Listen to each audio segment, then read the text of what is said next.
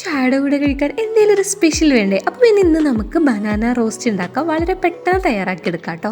ഇതിനായിട്ട് ഒരു പാനിലോട്ട് ആദ്യം നമുക്ക് ബട്ടർ ഇട്ട് കൊടുക്കാം.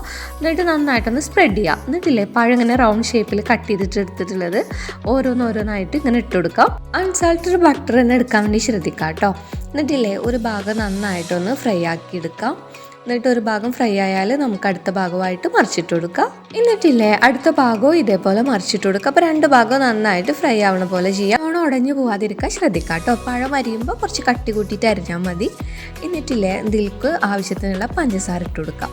അപ്പോൾ പഞ്ചസാര ഇട്ട് കൊടുത്തതിന് ശേഷം നമുക്ക് ഫ്ലെയിം ഓഫ് ചെയ്തിട്ട് ഇതേപോലെ ഇങ്ങനെ ഓരോന്നായിട്ട് എടുത്തിട്ട് ഒരു പ്ലേറ്റിലോട്ട് മാറ്റി കൊടുക്കാം. അപ്പോൾ ഇതാ ഇത്രയേ ഉള്ളൂ. വളരെ പെട്ടെന്ന് തയ്യാറാക്കി എടുക്കാൻ പറ്റുന്ന ഒരു സിമ്പിളായിട്ടുള്ള ഒരു റെസിപ്പിയാണ്. അവൈലബിൾ ആയിട്ടുള്ള കേഷ്യൂസും ബദാംസും ഒക്കെ ആഡ് ചെയ്ത് കൊടുക്കാം കേട്ടോ. എല്ലാവരും ഒന്ന് ട്രൈ ചെയ്ത് നോക്കുക. ഇതുപോലുള്ള സിമ്പിൾ റെസിപ്പീസിനായി ചാനൽ സബ്സ്ക്രൈബ് ചെയ്യുക. Thanks for watching.